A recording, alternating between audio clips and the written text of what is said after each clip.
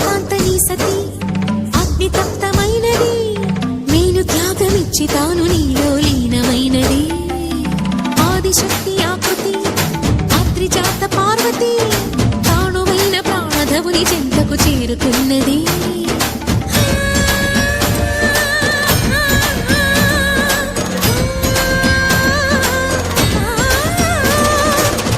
భువికి తరలించేలా ధరణి దివిని తలపించేలా